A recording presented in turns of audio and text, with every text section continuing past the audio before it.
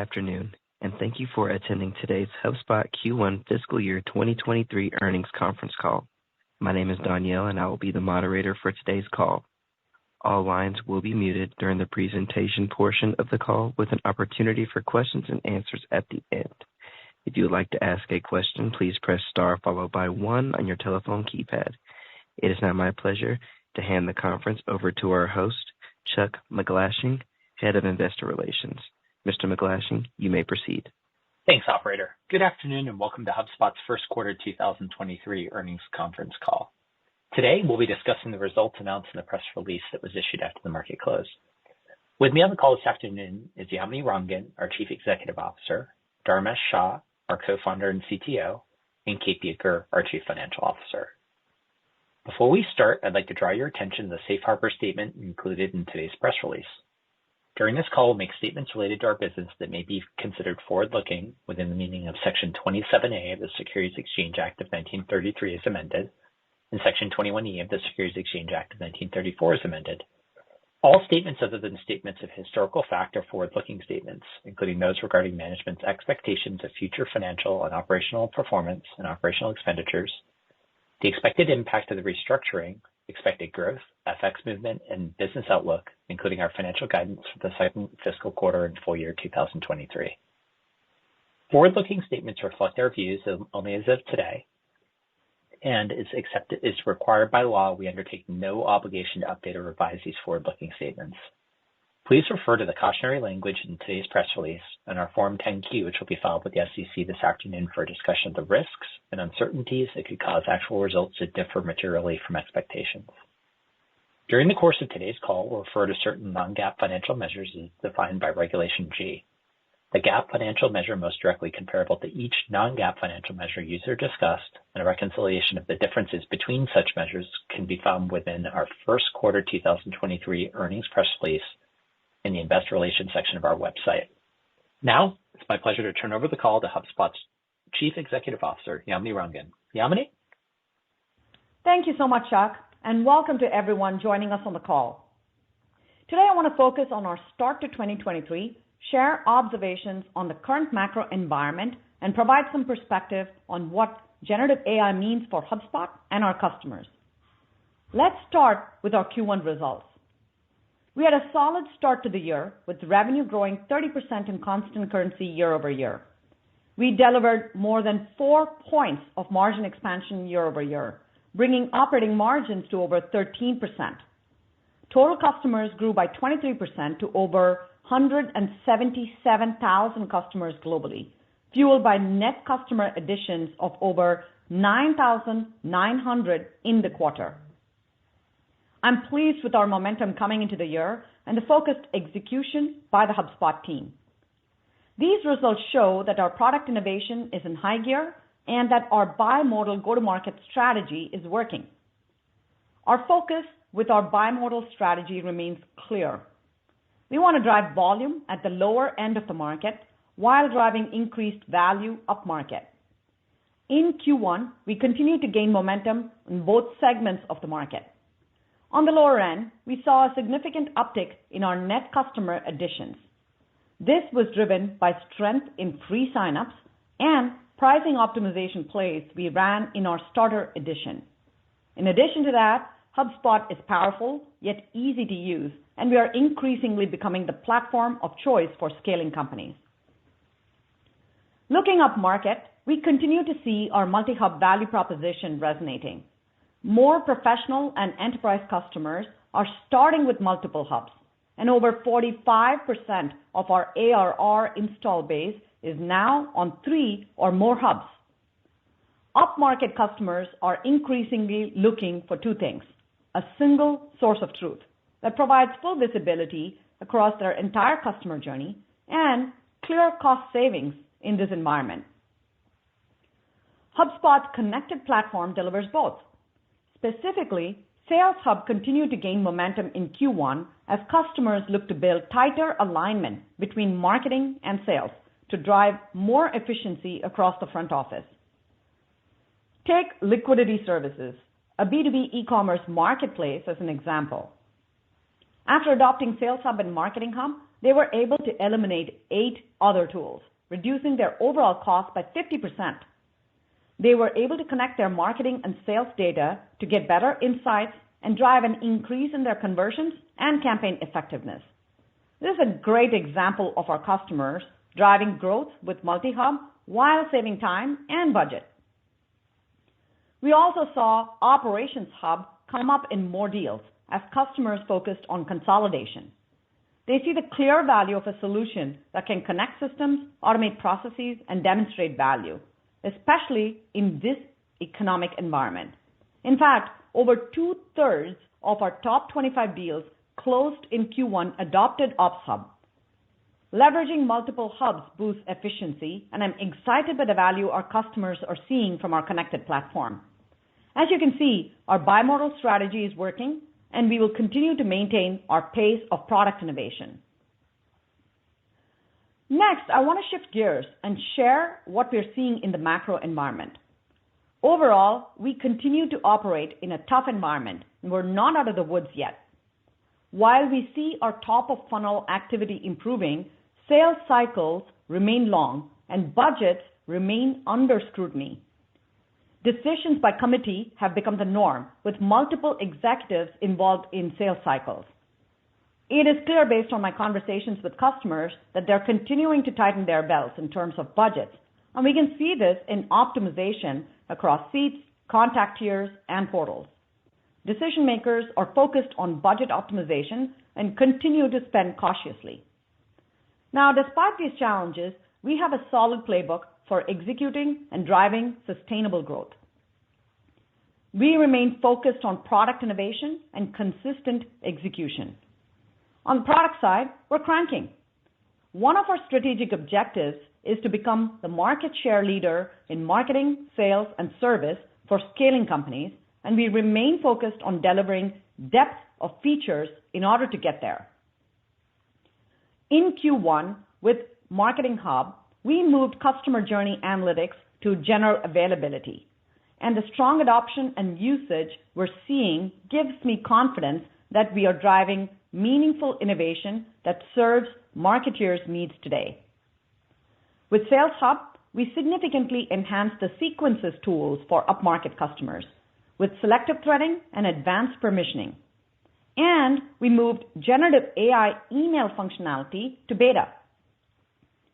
We also launched a key Service Hub enterprise feature with multiple knowledge bases. This has been a top product request from upmarket customers who need to be able to support various audiences, products, or brands.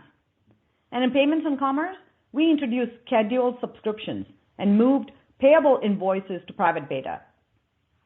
I'm thrilled with the progress we are making on our journey to become the #1 CRM for scaling companies. On the go-to-market side, our strategy has been to focus on total cost of ownership for customers and communicating the value of HubSpot. Our quick time to value and connected platform message is clearly resonating as customers look to become more effective and efficient. We're driving enablement across both our direct and partner channels, and we are keenly focused on value-centric conversations.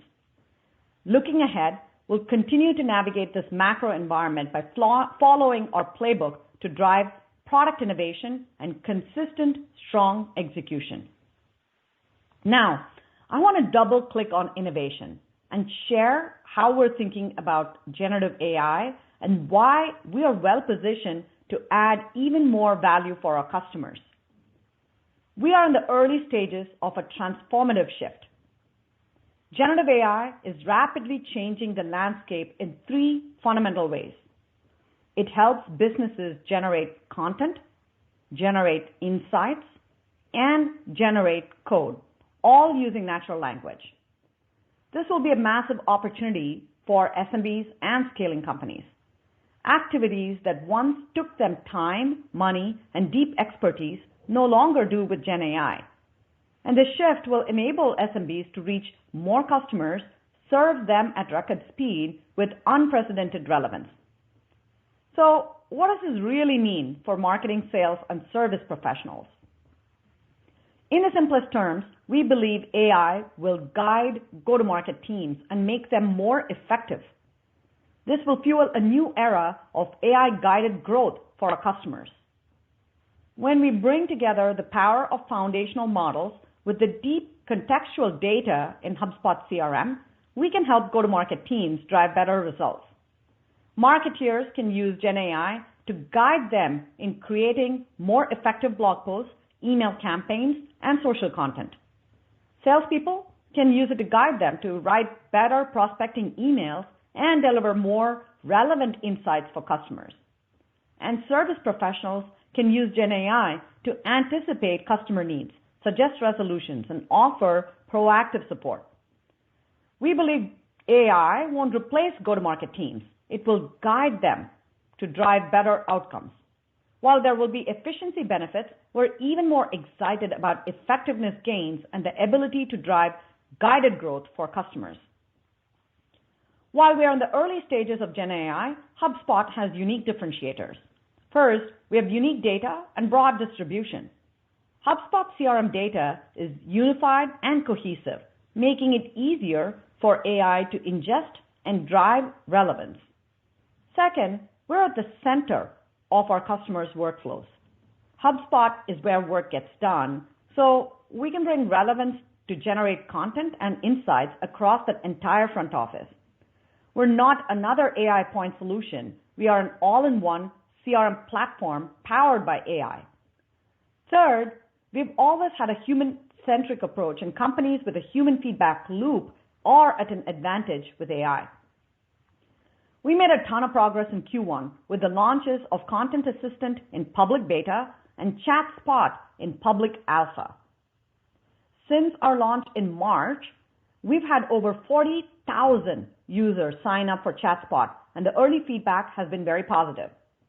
Content Assistant has thousands of users to date, and we are seeing customers leveraging it daily for creating marketing emails, blog posts, landing pages, and more. We're ambitiously integrating AI across our entire CRM platform, so our customers don't have to become AI experts to reap the transformational benefits. I'm incredibly excited by the opportunity AI is creating to deliver even more value for our customers. Reflecting on the quarter, I'm pleased with the progress we made on our path to becoming the CRM platform of choice for scaling companies. Our teams maintained the pace of product innovation and drove strong execution, which was just fantastic to see. With that, I'll turn the call over to Kate to take you through Q1 results in more detail. Thanks, Yamini. Let's turn to our Q1 2023 financial results. Revenue grew 30% year-over-year in constant currency and 27% on an as-reported basis. Subscription revenue grew 27% year-over-year, while services and other revenue increased 12% on an as-reported basis. Domestic revenue grew 27% year-over-year, while international revenue growth was 33% in constant currency and 26% as reported. International revenue represented 46% of total revenue. We added over 9,900 net new customers in the quarter, bringing our total customer count to over 177,000, up 23% year-over-year. Starter customer acquisition continued to fuel our strong net adds again in Q1. Average subscription revenue per customer grew 6% year-over-year in constant currency and 3% on an as-reported basis to $11,400. Our ASRPC growth was driven by continued multi-hub adoption by our professional and enterprise customers, offset by the large volume of starter customers we added at the low end of our bimodal strategy. Gross retention remained healthy in the high 80s for the quarter. Net revenue retention was 104%, down 3 points sequentially, driven by further customer optimization of HubSpot spend, as well as slower expansion across seats, contact tiers, and portals. While we expect pressure on net revenue retention in the near term to persist, we continue to believe we can maintain net revenue retention above 100%.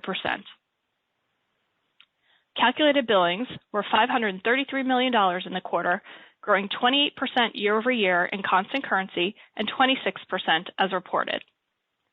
The remainder of my comments will refer to non-GAAP measures. Operating margin was 13%, up 4 points compared to the year-ago period. Operating margins benefited from the restructuring actions we implemented at the end of January, which impacted our headcount and facilities costs, including a temporary pause in overall hiring in Q1. Net income was $62 million, or $1.20 per fully diluted share. Free cash flow was $85 million, or 17% of revenue, and our cash and marketable securities totaled $1.6 billion at the end of March. And with that, let's review our guidance for the second quarter and full year of 2023. As Yamini highlighted, we continue to operate in a difficult macro environment with customer behavior that is similar to what we saw in the second half of 2022. Budgets are tight, decision by committee has become the norm, and customers are spending cautiously on new products while looking for ways to optimize existing spend. Our guidance assumes that these weak macroeconomic conditions persist throughout 2023. For the second quarter, total as reported revenue is expected to be in the range of $503 to $505 million, up 19% year over year at the midpoint. We expect foreign exchange to be about a point of headwind to as reported revenue growth in the quarter. Non-GAAP operating profit is expected to be between $54 and $56 million. Non-GAAP diluted net income per share is expected to be between 98 cents and $1. This assumes 52.4 million fully diluted shares outstanding. And for the full year of 2023, total as reported revenue is now expected to be in the range of $2.08 to $2.088 billion, up 20% year over year at the midpoint. Non-GAAP operating profit is now expected to be between $275 and $279 million. We now expect foreign exchange to have a neutral impact to as reported revenue and operating profit margin for the full year of 2023. Non-GAAP diluted net income per share is now expected to be between $4.80 and $4.85. This assumes 52.3 million fully diluted shares outstanding. As you adjust your models, keep in mind the following. We expect CapEx as a percentage of revenue to be roughly 5% and free cash flow to be about $245 million for the full year of 2023, with seasonally stronger free cash flow in Q4. And with that, I will hand things back over to Yamini for her closing remarks. Thank you so much, Kate. I want to close with our commitment to driving durable, profitable growth long term. Looking ahead, we remain focused on foundational investments that will help us scale. As I shared during our last earnings call, we are doubling down on better development and high performance, better hybrid connection for our people, employees all over the world, and better systems and automation internally. These initiatives will enable us to drive more efficiency long term and deliver even more value for our customers. I believe we have the right strategy and the right team to navigate this environment and emerge stronger. I want to thank our customers, our employees, our partners, and our shareholders for the continued support on this journey. With that, operator, let's open up the call for questions. Certainly. If you would like to ask a question, please press star followed by 1 on your telephone keypad. We would ask that you limit yourself to one question. The first question comes from the line of Keith Bachman of BMO. Please proceed. Hi, many thanks and congrats on a solid quarter and guide. I wanted to focus my question on generative AI. You talked about some of the activities and certainly enjoyed Dharmesh's video some time ago, but I wanted to hear, how do you plan on monetizing it as you look out over the horizon? So is it a SKU? Is it a pricing activity? How do you think about monetization?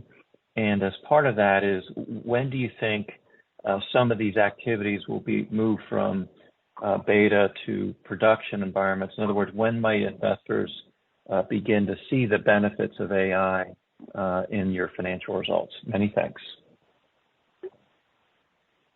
Hey, Keith. Thanks a lot for your question. This is Yamini. We're excited about generative AI. It is very transformative. And if you kind of like step back, HubSpot got started when there was a fairly big shift that was happening in how people buy. And that led to us coming up and helping customers on how to market and sell. And we think generative AI is as transformative. And this is going to really cause our customers to think about how they market and sell. And so we think there's a lot of exciting potential.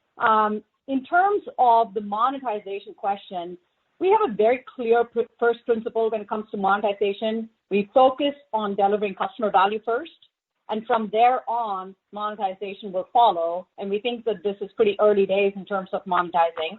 Having said that, we're iterating fast. We are getting tons of feedback, especially with ChatSpot as well as Content Assistant that we just talked about, and we are improving these use cases so we can continue to innovate for our customers and really help them get much more value with this transformative technology. As we do this, some of the features are just going to become table stakes. They'll just be part of our core product and part of how we drive customer engagement and adoption within the core product. Now, if there are more specialized use cases, then maybe it goes into higher value additions like Pro and Enterprise and will increase our ASP longer term. And that's how we're thinking about monetization. First, we want to focus on delivering value for the product. You asked the last question, which was, when do we plan to get this into the hands of customers? Well, we launched pretty quickly within the market in March. It's alpha and beta. We're getting a lot of the feedback, and the teams are pretty excited. We're having a lot of hackathons internally, and there's a long list of use cases that our teams are working on. So I think you'll see us maintain and even accelerate our pace of innovation, where we'll be introducing features in weeks, not months or quarters. So lots of exciting developments here.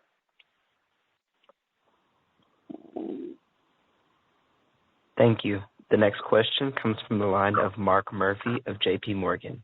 You may proceed. Thank you. Congrats on the great execution during the quarter. Yamini, I'm noticing that HubSpot just has such a huge list of free products at this point. There's free CRM, free CMS, free form builder, free business templates. So much is free, but your margins are expanding despite that. I'm wondering if you could comment on just how large and energetic that on-ramp is from free customers at the top of the funnel. And then for Kate, is it boosting kind of your multi-year visibility? Because it feels like you have these millions of little seeds that are there that are kind of just starting to sprout, and you could probably project forward and look at how it would turn into revenue. Hey, Mark, I'll get started with the question and then Kate can answer. I love this question because it really gets to the heart of our strategy.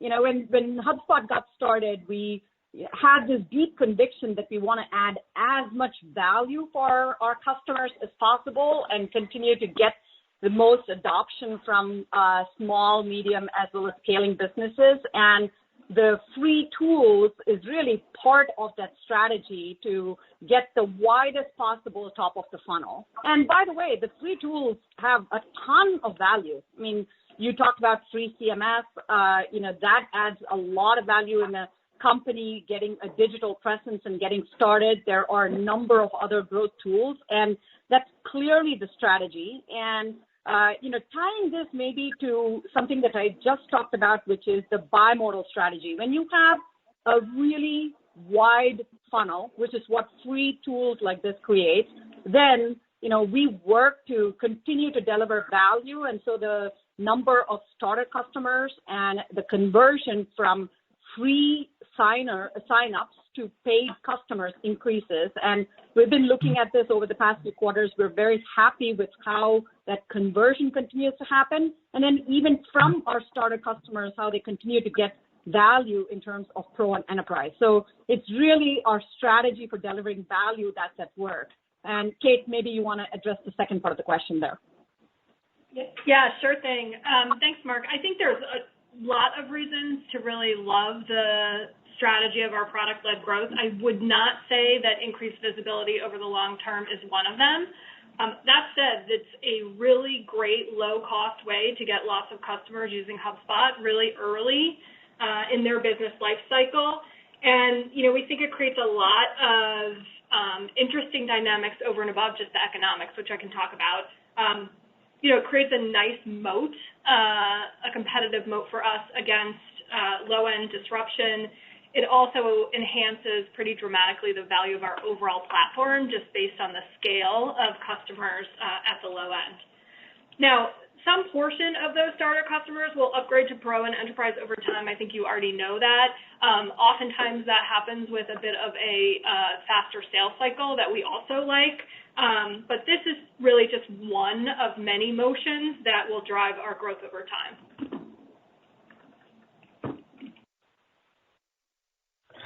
Thank you. The next question comes from Samad Samana of Jefferies. You may proceed. Hi. Great quarter, guys. Yamini, I feel like for the last couple, you've talked a lot more about upmarket customers and how much the portfolio is attracting larger customers. And I think Sales Hub has been an integral part of that, and the maturity of the product seems to be really unlocking this kind of next tier of customer size. I'm just curious if you think that that's an even bigger key than Marketing Hub's maturity to unlocking those larger customers that you've been talking more and more about. Thank you so much for that question. We're really happy with Sales Hub as well as what it unlocks upmarket. And I think, Marketing Hub is a billion plus, kind of product line that's got the ability to go to multi-billion, and Sales Hub is a 500 million plus business that can grow into multiple billions. And both of them are kind of going at plan. We're super happy with that. Now, specifically looking at Sales Hub, we've been on this steady march over the past few years to build the functionality that a true upmarket business needs to have as a system of record. And I think we've reached that point. We have hit that critical mass for an upmarket customer. We are a viable alternative to other legacy enterprise options within the market. And Sales Hub is now a legitimate front door to HubSpot. And this is a couple of reasons, right? On the product side, we're now serving larger customers and more sophisticated use cases. The steady drumbeat of product releases that you've been hearing from us are just all aimed at expanding our upmarket TAM. And these are custom objects and CRM customization, deeper permissioning, more features for admins. All of that is working. In addition to that, over the last couple of quarters, we're also adding our ability to serve more sophisticated use cases, right? I just talked about sequencing. That's something upmarket customers have needed much more ability to do. In addition to that, sales intelligence forecasting, all of these are areas within the product. So huge kudos to the product team for keeping the pace of innovation that serves upmarket customers really well. In addition to that, our go-to-market side, the investments that we have made in upskilling our reps as well as the partner ecosystem is working. Our sales teams live and breathe in our product every single day, so it's very easy for them to show a Sales Hub demo and how that actually works with Marketing Hub and drives their own productivity. And partners are very much enrolled in this journey of us going up market. So, look, the momentum really comes down to meeting the needs of our customers in this moment. And we're very happy with what we're seeing and how we're able to deliver for our customers. Thank you.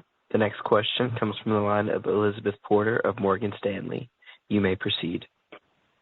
Great. Thank you so much. I wanted to hit on the really impressive kind of net customer adds and get a better sense for where the incremental demand is coming from, kind of beyond that initial expectation for around 7,000 a quarter. So are you seeing HubSpot actually displace other vendors, or is there still a lot of greenfield deployments, at the low end that you're landing? And second, just how durable is this trend? Thank you. Yeah, thanks, Elizabeth. I think in general, these are really small, early-stage companies that are in large part trying our free tools and converting from free tools into Starter. And so I would think most of them are coming from a more greenfield place than HubSpot displacing someone else.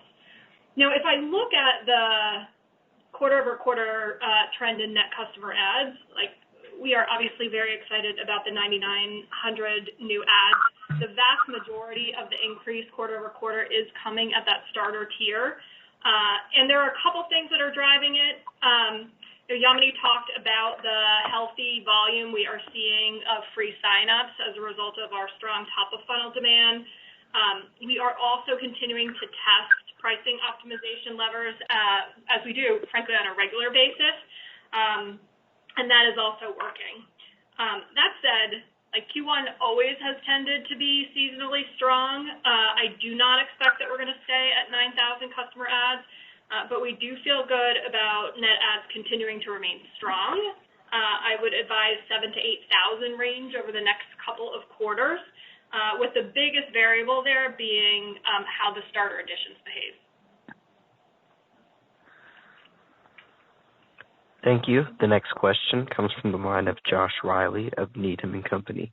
Please proceed.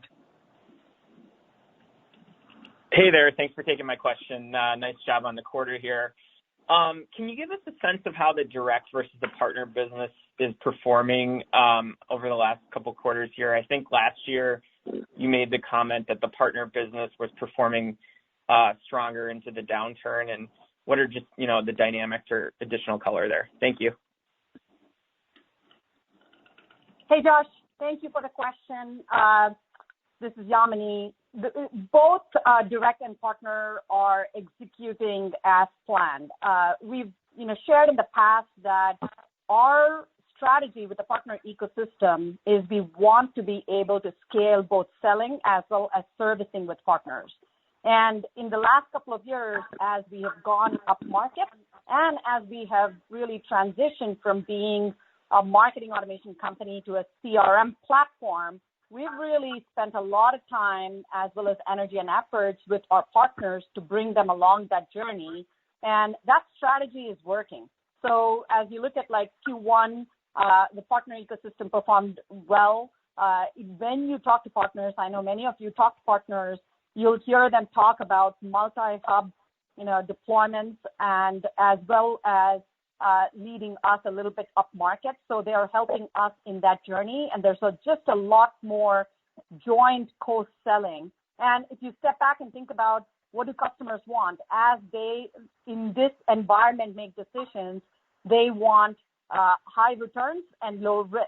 And therefore, jointly executing with partners and having clear migration implementation and change management plans are really working. The direct side is going along with that. And so there's still the healthy balance of about 40% of our install base coming from our partners, and the rest is from our direct, and both are executing really well.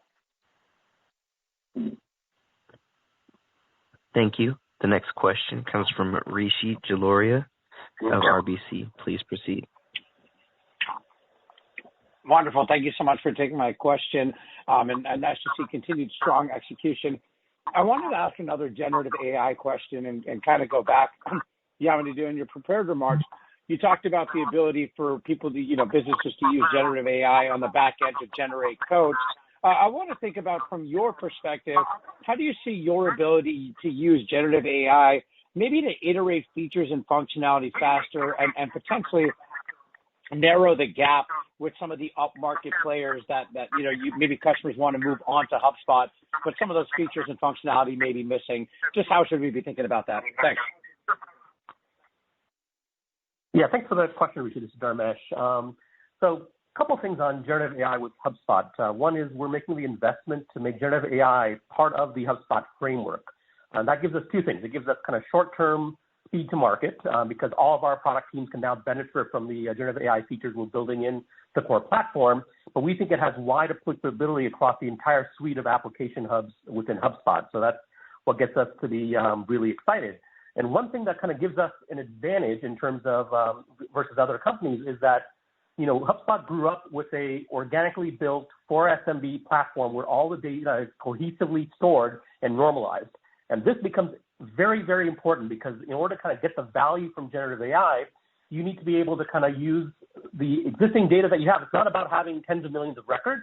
It's about having all the data points on individual customers so you can provide context to generative AI models to say, oh, we know which web page drew this customer in. We know how many times they interacted with us. We know if they have a support ticket in Service Hub or not. We know exactly all the sales interactions we have. We can take all of that context and use it for the generative AI models.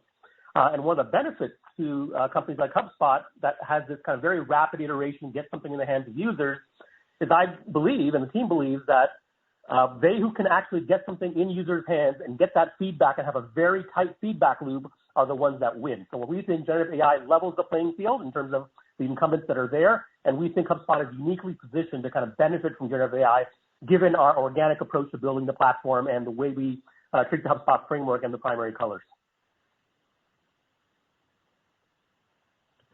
Thank you. The next question comes from the line of Gabriela Borges of Goldman Sachs. You may proceed. Good afternoon. Thank you. I will stay on the generative AI topic, either for Dharmesh or for Yamini. I wanted to follow up on your comments on leveling the playing field.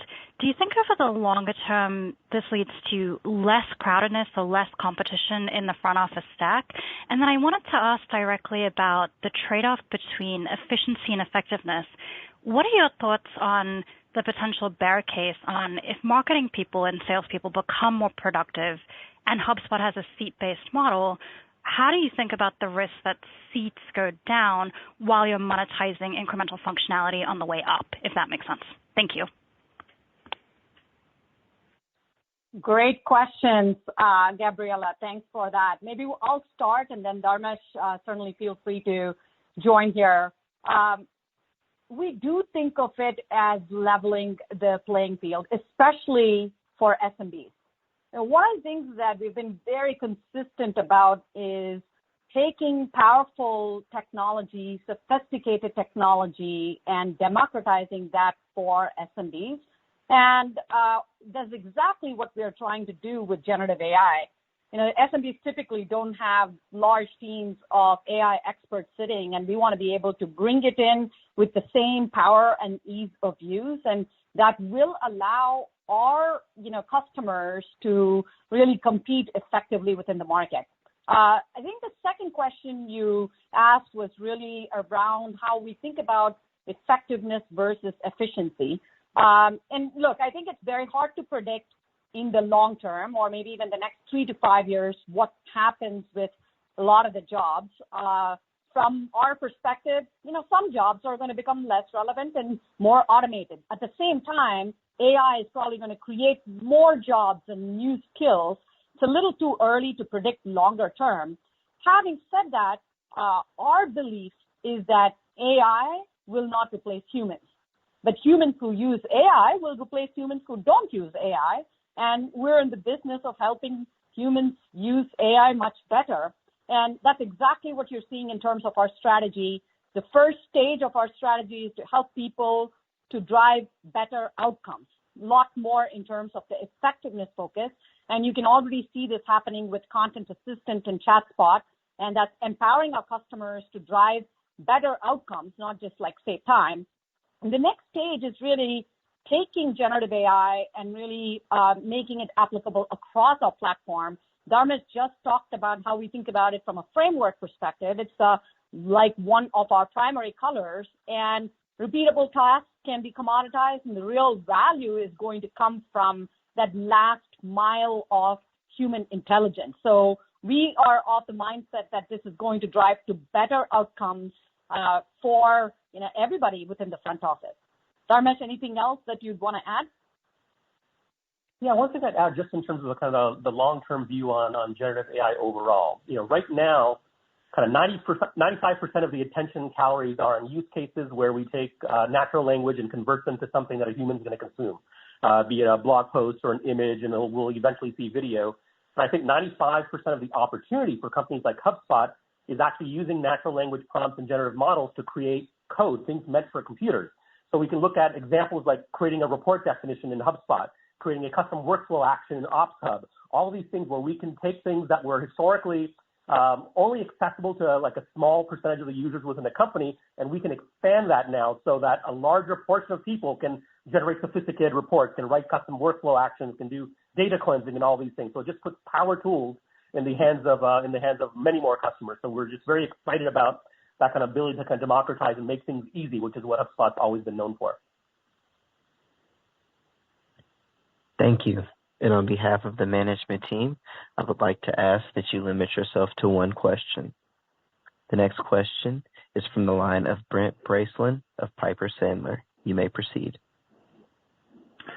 Thank you. Good afternoon. Obviously, really impressed here with the number of net adds and despite obviously pretty challenging backdrop. I wanted to ask maybe a longer-term question around vendor consolidation, which feels like there's a longer-term tailwind here. You talked about one customer consolidating 8 tools down to the combo of Sales Hub and Marketing Hub. Where are we at in that cross-hub cross-sell opportunity relative to the installed base? We're not quite seeing it in ARPU yet, given the volume increases we're seeing at the low end with Starter, but it feels like longer term there's an opportunity. So could you just address vendor consolidation? How meaningful can that be as a tailwind looking out to 24, 25, 26? Thanks. It's a great question, and I do think this is a longer term trend that we are beginning to see. And maybe if you kind of like step back and think about the last couple of years that our customers have come from, our customers, took a couple of different paths. Either they had a lot of point solutions, which become really hard to be able to manage both from a cost as well as the complexity of the overall stack perspective, or they went with maybe legacy enterprise class solutions and they've coded themselves into a corner. And when I talk to customers now, they want something that is powerful, that is simple, that provides, the entire visibility across their customer's journey and is cost effective. And if you look at HubSpot, we do all of that. This is why, the trends in terms of customer addition, even in the current macro kind of like backdrop, is not surprising because it is, very clear that we are becoming a platform for SMBs as well as scaling companies. Now, you asked the question of how does this play out? It's very early days. When we look at our install base as well as when we talk to prospects, it's pretty early days in this type of consolidation. And we want to build the best-in-class marketing, sales, service, solutions that can drive value for customers. And so we're going to keep the pace of product innovation. And I think that we still have a long way to go in terms of seeing this consolidation play through. Thank you. The next question comes from the line of Brad Sills of Bank of America. You may proceed. Oh, wonderful. Thanks for taking my question. Great start to the year here. I wanted to ask about Operations Hub. Yamini, you called it out as an area of strength. We're certainly hearing that from the channel.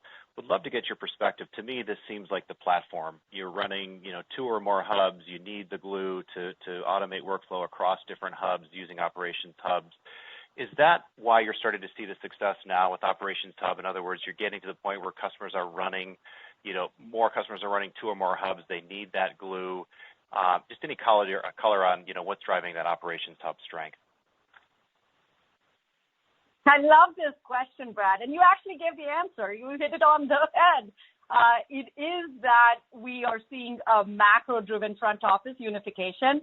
And I also think that Operations Hub is like the perfect glue that brings together, marketing, sales, other hubs, but gives the value, right? I mean, if you really think about what it does, it brings data from multiple sources. It's able to automate like workflows and deliver better insights from just more sophisticated data sets. And so you hit the nail on the head in terms of why Operations Hub is seeing, traction. Maybe a couple more points of color in terms of how our product efforts as well as go-to-market efforts have been in this area. We have expanded value for our customers, particularly around data quality. Now, late last year, we launched some major updates to Operations Hub capability, particularly around data quality and portability. And you may remember us, talking about Data Quality Command Center. That has been a pretty big hit with our pro and enterprise customers. In addition to that, we've also ramped up our own enablement efforts around advanced capabilities. Now, selling technical products like data warehouse connectors and custom code actions is always difficult. By the way, custom code actions in workflows is like one of my absolute favorite new features in Ops Hub. So much value for customers. But one of the things that we have done is like continue to enable our direct teams and partners to showcase the value of these sophisticated features. And so it's still super early innings in terms of Operations Hub, but it's on an exciting path, and I'm very happy with the momentum that we saw in Q1. Thank you. The next question is from the line of Alex Zukin of Wolfe Research. You may proceed. Hey guys, this is Ryan on for Alex. Thanks for taking the question and congrats on a great quarter. So my question is around retention. At 104% this quarter, it did decelerate faster than last quarter. And with the environment still tough, what's your level of confidence that it can stay above 100%? And if that is the expectation, how are you thinking about when it could normalize? Thanks. Yes, thanks very much for the question. I think we've talked about this in the past. There's really two types of retention or two pieces of retention that we pay a lot of attention to internally. Gross retention that we refer to as customer dollar and net revenue retention. Customer dollar retention, we continue to see general stability in customer dollar retention in the high 80s. We expect that gross retention is going to hang in that zone for the rest of 2023. On the net revenue retention side, you are right. We did see a step down of 3 points from Q4 into Q1. And we're seeing that step down across all the same reasons that we've been talking about for the last few quarters. Right? There is a pressure that we are seeing from our customers really optimizing their spend of HubSpot that is particularly notable in contacts and seats. We are also seeing some of our multi-portal customers now leveraging some of the up-market features to consolidate their portals in HubSpot. In addition, we are seeing customers upgrading seats and contacts at a slower rate than we have in the past. And we think that we're going to continue to see those pressures going into Q2. But where we think that we're going to see some balance is a couple of other trends. We continue to see solid trends in upgrading. You see the volumes from starter into professional at pretty consistent upgrade rates. We're seeing a bit of benefit from some of our recent pricing adjustments. And that in combination with the solid gross retention really in that high 80s is what gives us confidence that we can retain net revenue retention above 100 for 2023. Now, we still believe that 110 is the right benchmark for us in terms of net revenue retention over the long term, but that's going to require a more normal macro environment. Thank you. The next question comes from Ken Wong of Oppenheimer. You may proceed. Great. Thanks for taking my question. This one's geared towards you, Kate. I believe last quarter you characterized the macro environment as kind of not better but not worse. As you exit Q1, what's the right thinking in terms of what's baked into the outlook? Thanks for the question. I tried to share in my prepared remarks a bit of color around just that. The external environment really does remain difficult, and we assume that it remains difficult throughout 2023. That said, as you know, we've approached guidance in a very consistent way. We did the same thing in Q1 and really tried to set guidance that contemplates, a whole variety of scenarios. Our baseline assumption is that the remainder of 2023 feels like Q1. It feels like the back half of last year. It's still early in the year, and the external environment has been really volatile. FX has been very volatile, and we want to deliver against guidance with that baseline assumption, or even if things get a little bit worse. Thank you. The next question comes from the line of Michael Turrin of Wells Fargo. You may proceed. Hey there. Thanks. Appreciate you taking the question. And look, there are so many good big picture questions I'd like to ask, but I'll go into a metrics question instead because it's something we're getting some questions on. There are some moving pieces in terms of currency with respect to the results and the change in assumptions on the guide. And so if we look at the Q1 number and the change in currency for the rest of the year, it looks like the second half constant currency assumptions for revenue might actually come down a touch on a constant currency basis. So I just want to understand if that interpretation is accurate and maybe just help us split out the currency movements versus just any fundamental change in what you're thinking through and contemplating with the rest of your guidance. Obviously, great job across the board on the Q1 results. Just looking for some clarity there. Thanks. Yeah, thank you. We're happy with the execution in Q1 despite the challenging macro. And, as you point out, we raised the full year by the full amount of the Q1 beat, which I think does speak to the confidence that we have in the business. But as you heard from both Yamini and I, the macro remains challenging. It's very volatile, including FX. We're not out of the woods yet. And on top of that, we're still early in the year. And so we took all of this into account when we set the guidance for the year. Our philosophy on guidance remains the same. We're aiming to put out guidance that we have a high degree of confidence in being able to achieve across a variety of scenarios. Thank you. The next question comes from Brian Peterson of Raymond James. You may proceed. Thanks for taking the question and congrats on the strong quarter. So I wanted to unpack what's driving the average revenue per customer higher. I know we kind of hit on that a little bit, but it's just amazing to see the net adds and that figure still up 3% year over year. So is the cross-sell sales cycles in the enterprise, are those actually getting better, or the vendor consolidation or ROI for customers? I'd love to just maybe understand what's happening up market for that figure to be growing 3%. Yeah, thank you again for that one. There's really two things happening in ASRPC. Right? We continue to see multi-hub adoption broadly across our professional and enterprise customers, and that is offset by sort of the volume that we are seeing at the low end. If we just look at professional and enterprise, ASRPC continued to be up double digits in constant currency in Q1. It's the headwind from the volume of starter customers that is moving the ASRPC from that sort of double-digit level to 6% in constant currency. Thank you. The next question comes from Arjun Bhatia of William Blair. You may proceed. Perfect. Thanks for taking the questions. Kate, maybe another one for you. I'm just trying to reconcile a little bit the comment about upgrades still happening, right? Customers wanting more capabilities, more features, versus there still being some headwinds around optimization, seats, contacts, et cetera. Is there any kind of characteristics amongst those customers that you can point out that maybe we could hang on to, where you're seeing a specific vertical or a specific customer size do one versus the other?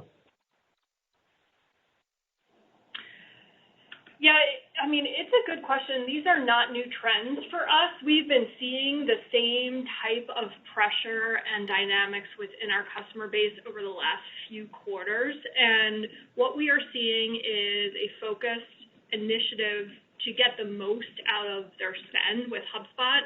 Well, I don't believe we're alone in that. And that for us comes in the form of them cleaning up their contacts, cleaning up unused seats. It comes in consolidating when they're on multiple portals, consolidating, using all the features that they have signed up for. That doesn't mean that our customers aren't continuing to use more of our products, but what we're seeing more and more is that as an offset. They're doing the cleanup in conjunction with the expansion. Thank you. The next question comes from Parker Lane of Stifel. You may proceed. Yeah, hi. Thanks for taking the question. Circling back to the partner ecosystem, Yamini, I know you made some changes there earlier this year around compensation levels with partners and what they need to do to continue, their relationship financially with HubSpot. You want them selling and servicing partners. Do you expect there's going to be some consolidation in that channel in 2023, 2024?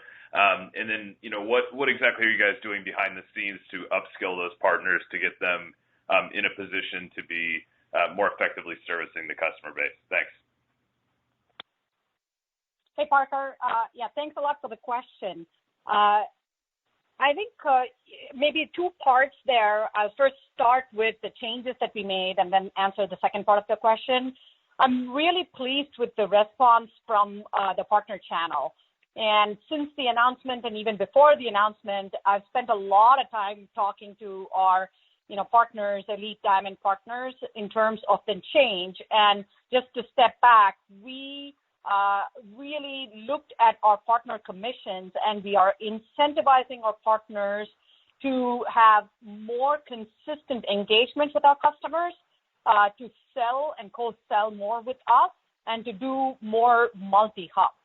And the partners understand the why behind the change, and we're also giving partners a lot of time to be able to adapt, which they appreciate. And so at the end of the day, the changes that we made are going to be a win for customers and therefore good for partners as well as HubSpot. And at the margin, we're actually seeing some of the partners increase their engagement with our customers as a result of this. The second part of the question is, do we think it's going to lead to some level of consolidation? How do we enable the partners? I think it will, and it's not necessarily because of the commissions changes, but it's because we are moving up market and we are guiding our partners to be able to scale to better serve the needs of up-market customers.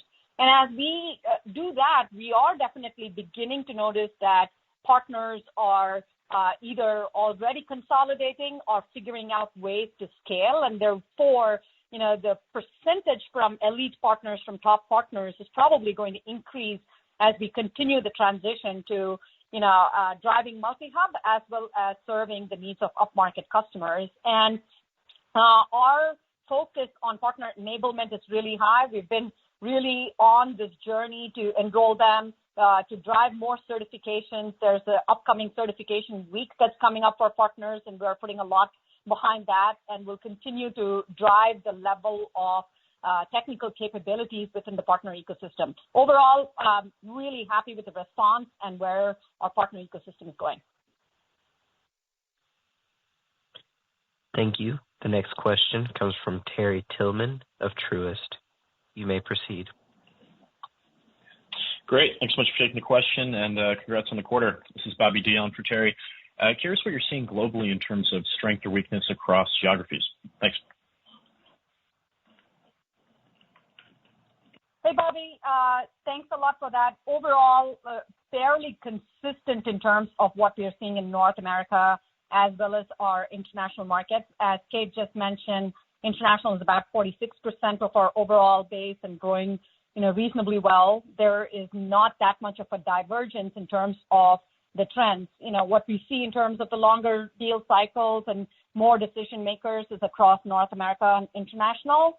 And what we see in terms of the reasons why our customers want, HubSpot is also consistent. We deliver quick time to value, which is what is important across all customers.